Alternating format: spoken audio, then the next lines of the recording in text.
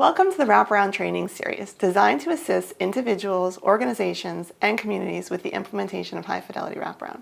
My name is Julie Radlauer-Dorfler, and I'm with the Ronick Radlauer Group. My role is to assist the Department of Children and Families with the statewide implementation and scaling of high-fidelity wraparound. This training series offers support to those intending to implement wraparound to youth, families, and individuals in the community with behavioral health conditions.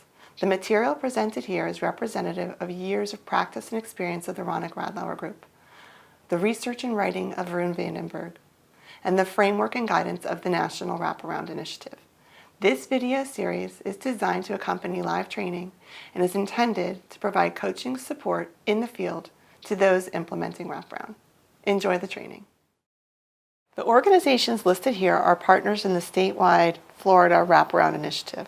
Some of these partners are training partners, some are funding partners like the Department of Children and Families and SAMHSA, and others are wraparound experts like Varun VDB. This video series would not be possible without each of these partners. Initial engagement is an important component of the wraparound process, and wraparound will not be successful unless the individual or family is engaged in the process. There are many goals of engagement, including building trust, creating relationships, setting expectations for services, stabilizing challenges within the home, educating the individual or family about the wraparound process so they may make informed decisions about participating in the process, and ultimately, inspiring hope for a better life. One of the most important ways that a family can be engaged is through speaking to them so that they understand the process. It's important to recognize that all families have strengths and that basically people are doing the best that they can. For long-term success, we have to remember that family support is more sustainable than professionals in their lives. Let's discuss some of the basic engagement strategies for engaging individuals and families. In wraparound, we begin the process with active listening. When going out to the home for the first time, the case manager will begin the conversation with, "Why am I here? And what can I do to assist you?" rather than starting off with what services are available for the client. Because we cannot determine the needs of an individual until we get to know them, just active listening provides the avenue for getting to know people. Another important aspect of engagement is being genuine, which refers to just being who you are and sharing who you are with the client. We always strive to be respectful, and that includes being on time for appointments, calling if you're going to be late, and following the rules of the household. We should also ask individuals and families how they would like to be addressed. Central to engagement is the ability to be empathic towards what a family is experiencing. That does not mean that we have to know firsthand every experience they have had, but rather that we are open to hearing about their experiences and asking them how they navigated through those times. We can learn a lot from families about how they have made it through difficult challenges.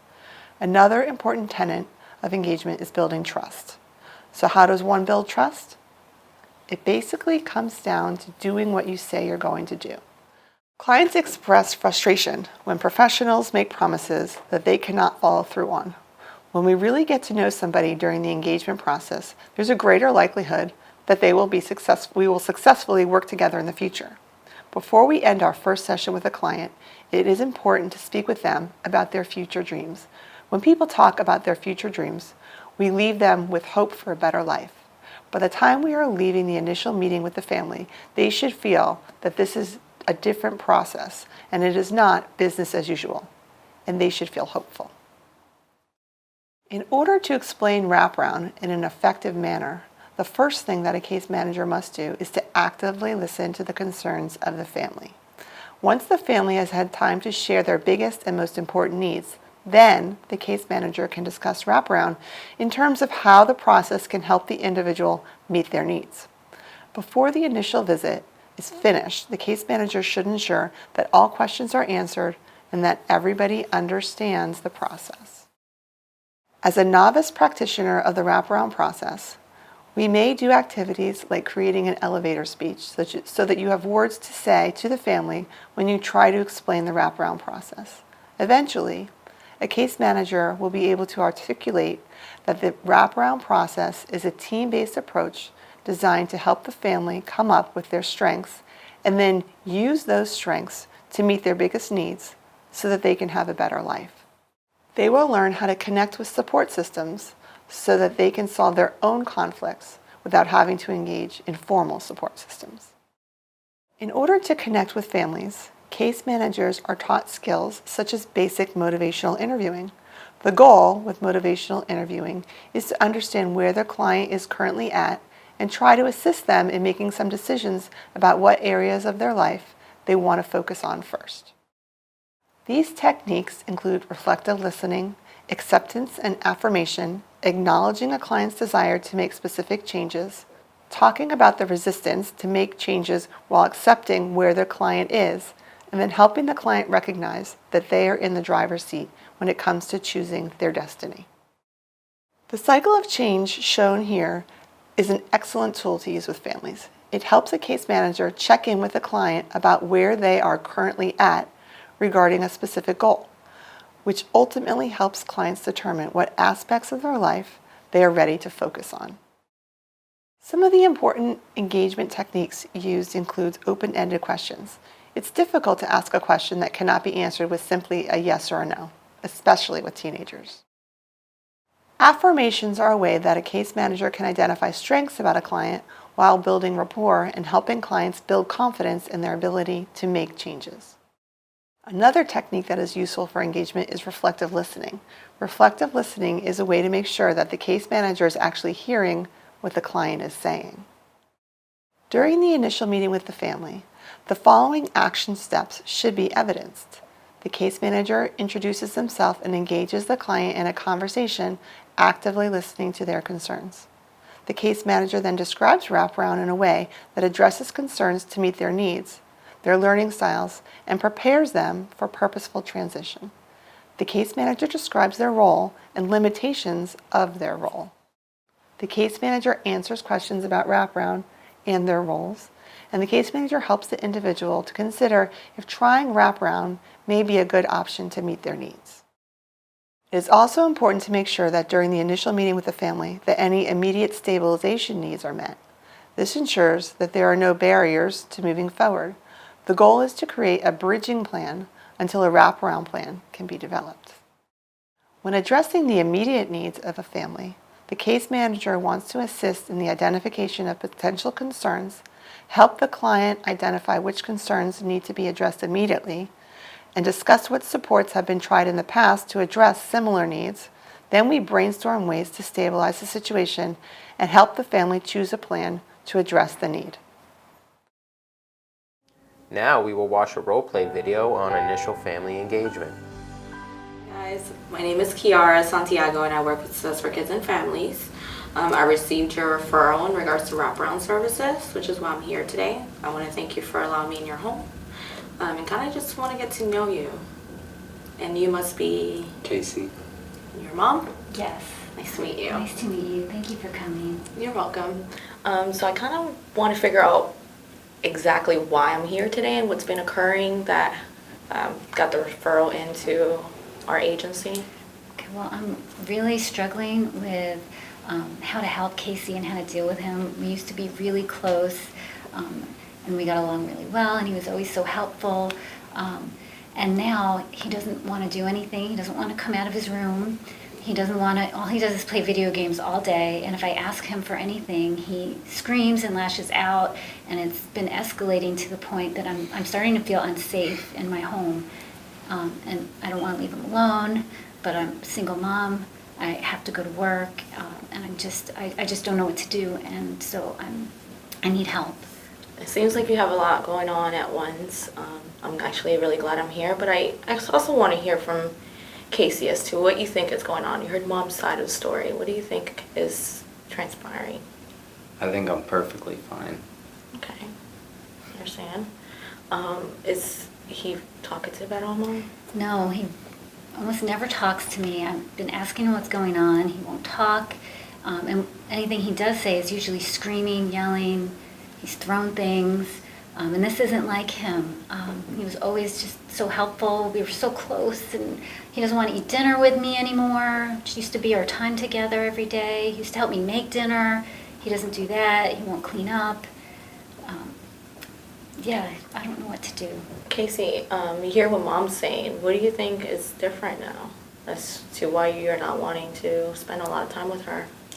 I have no idea. I think I'm fine. Okay. Do you still eat dinner with her? No. No. Are you going to school? Try to. What's keeping you from school? A lot of the kids bully me. Okay. So you're having a hard time at school. Have you spoken to someone at school? Yeah, the guidance counselor. Okay.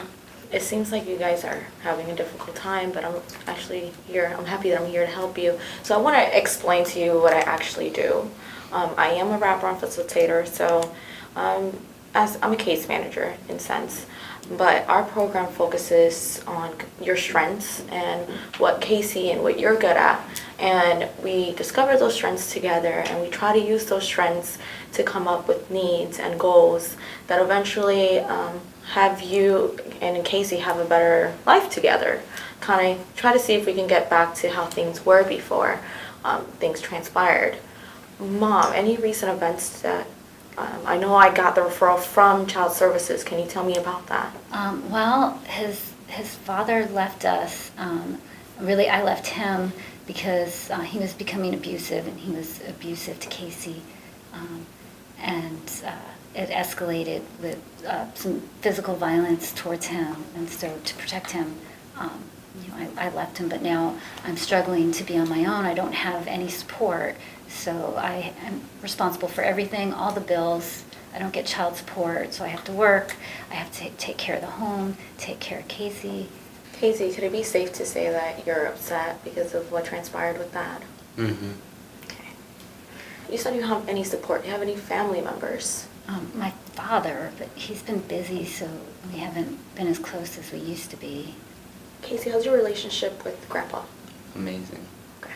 So is it safe to say that that's someone that you'd be willing to talk to? Mm-hmm.